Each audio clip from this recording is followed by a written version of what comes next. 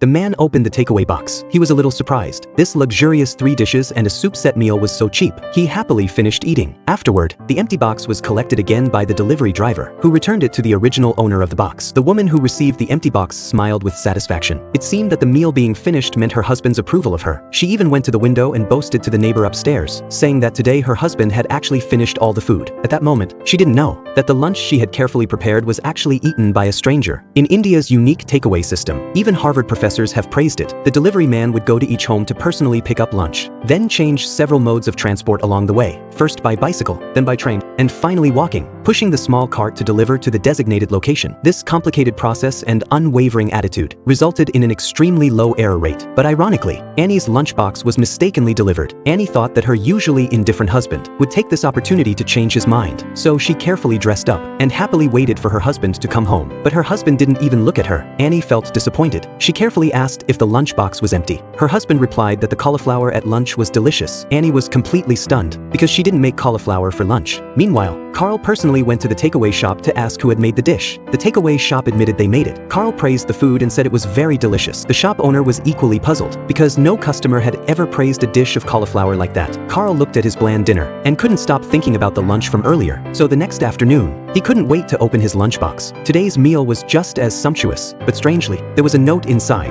The note's writer thanked him for finishing the meal they made. Though Annie knew it was the wrong delivery, she still felt happy for the whole afternoon. As a thank you, she made a few more dishes for him to try today. Carl thoughtfully set the note down. He hadn't expected all of this to be a misunderstanding. That night, Annie received an empty lunchbox again with a reply from him. She curiously opened the note. It read that today's meal was too salty. Annie angrily complained to the neighbor upstairs, and the neighbor threw down a basket of chilies, telling Annie to teach him a lesson. The next afternoon, Carl received Annie's lunchbox again. He eagerly tasted a bite and immediately felt his tongue burn from the spice. That's when he realized he had been retaliated against. But that night, Annie found the lunchbox empty again. Many workers have no time to go home for lunch and can't afford expensive takeout. But Carl was able to enjoy a luxurious 3 dishes and a soup, making him feel incredibly happy and satisfied. But this happiness was temporary. He thought his connection with the lunchbox's owner had ended there. But unexpectedly, the next day, he received the lunchbox again. It turned out that his sincere thanks had touched Annie, so she sent a long letter in return. 2 strangers, through this simple lunchbox, began a unique and warm exchange.